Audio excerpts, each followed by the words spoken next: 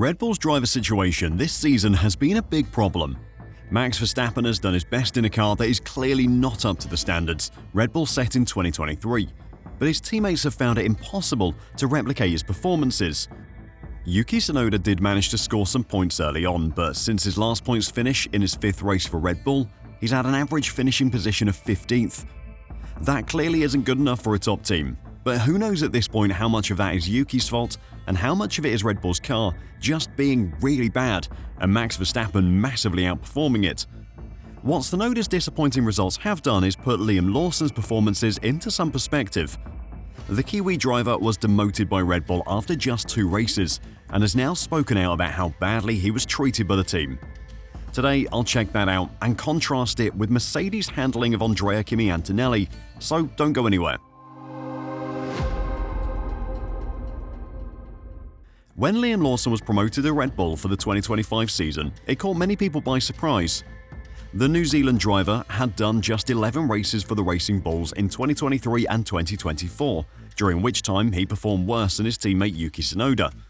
Tsunoda was the far more experienced option as well.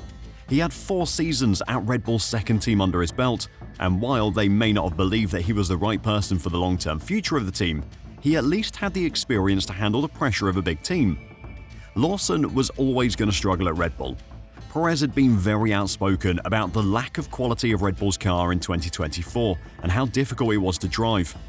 Lawson's 2 races at Red Bull just proved how true that was. By giving him that seat at the top team, Red Bull set him up to fail, and Lawson thinks the team wanted to replace him as soon as they promoted him. He made his debut as a full-time Red Bull driver in Australia, qualifying 18th before crashing out of the race. He was one of many rookies to struggle in the terrible conditions in Melbourne that weekend. 2 weeks later in China, he qualified last and finished outside the points, with a performance which appeared to show that he couldn't handle the car at all. He was immediately replaced by Yuki Tsunoda in a straight swap with the Racing Bulls team, giving Tsunoda the chance to drive at Red Bull for his home Grand Prix at Suzuka. Red Bull never appeared committed to Liam, and he backed that up in a recent interview. He said he arrived in 2025 with far less preparation than other young drivers, who received plenty of private practice to help them settle into their new teams. If you look at how other teams have approached bringing a young driver in, and you look at the test days, the time in the seat, the amount of testing that, for example, Kimi Antonelli has done in the past before racing this year, we didn't do any of that, he said. It was 2 weekends on 2 tracks I'd never raced at, one of them being a sprint weekend. They weren't smooth weekends. We had issues in Bahrain testing with reliability. We had issues in Melbourne with reliability. Obviously, it should be pointed out that Liam had already done 11 races with the Racing Bulls over 2 seasons. He may not have done much testing in a Red Bull car, but he knew his way around an F1 car and will have had plenty of simulator time in the Red Bull factory. Nonetheless, Lawson is right. 2 weekends at 2 tracks he had never driven before is a tough way to start your F1 career. However, it is how Red Bull treated him during those 2 races that really upset the young driver. In China, Red Bull opted to pursue an aggressive setup change in search of answers for the car's tricky handling characteristics, a choice Lawson said was meant to help him in the long term. In China, we took a shot in the dark with a setup to try and learn something, he said. For me, I was under the understanding that it was to help me develop for the future, to have an understanding of the car. So I was happy to drive with this sort of setup. That performance was then used to demote me from the team, basically. In a car that was so difficult to drive as it was, and a car that Liam was only just getting used to, for the team to make massive setup changes with very little backing, a shot in the dark as Liam says, all that will have done is completely erode any confidence he may have had.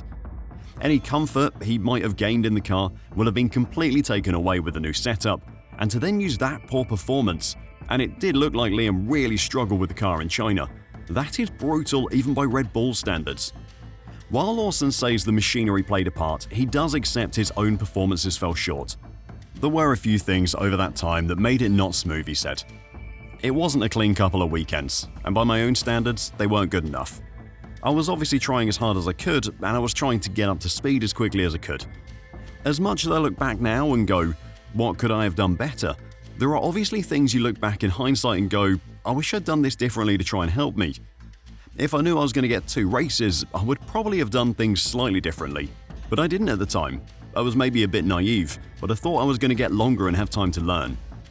Fortunately for Liam, losing his place at Red Bull was probably the best thing that could have happened to him for his F1 career.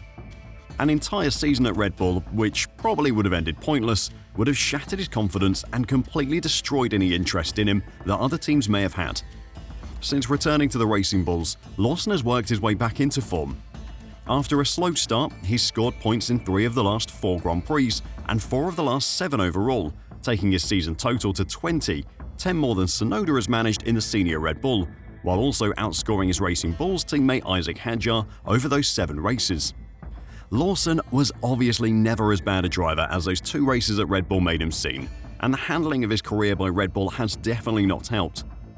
It is such a contrast to how Mercedes have handled their rookie Andrea Kimi Antonelli. But before I talk about that, if you're enjoying the video and want to catch more news and analysis on this F1 season, then make sure to press the like button and subscribe to F1 Reverse. Thanks a lot. Andrea Kimi Antonelli has had an interesting first season in F1. The young Italian was incredibly highly rated by Mercedes.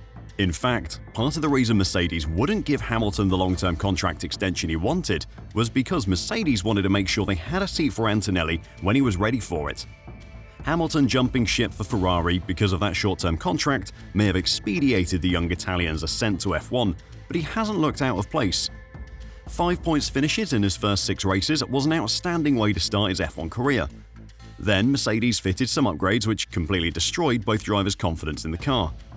In the following 7 races, Antonelli failed to score points 6 times, but scored a stunning first podium in Canada, a track which Mercedes' car completely suited. His drop-off in form over those 7 races was mirrored by George Russell, who went from a regular podium finisher to having to fight hard for top 5 finishes. Antonelli had the luxury of plenty of preparation time with Mercedes. While his Formula 2 campaign had been somewhat subdued in 2024, he was put through a rigorous preparation program of testing previous cars, something that Lawson pointed out he wasn't given. Antonelli has shown flashes of magic that have underlined why Mercedes has such faith in him, with a maiden pole position in the sprint event in Miami, that 3rd place in Canada, and, perhaps his most impressive drive of all, finishing in 4th place in the season opener in Australia on a day of tricky mixed conditions. However, that run of bad results made Antonelli really question himself. It destroyed his self-confidence and could have led to him spiraling into a bad place, but Mercedes' support got him through. Mercedes understood they have a responsibility to their rookie driver to help him through that tough time. I think every human being responds positively to knowing they have the support of their team and the belief of their team, and you know that that group has faith in them, Mercedes team representative Bradley Lord said. That doesn't stop honest conversations if things are not hitting objectives and things like that. I'm not saying that's the case with Kimi, just talking in general terms. But yeah, every human responds to that sort of positive feeling of support and being part of a team and being part of a collective endeavor. It is such a contrast from how Red Bull have handled their young drivers over the years. At Red Bull, it is every driver for themselves. You either succeed or get cut. It is a strategy that has been questioned time and again over the years, and it is a strategy that caused Lawson to get demoted.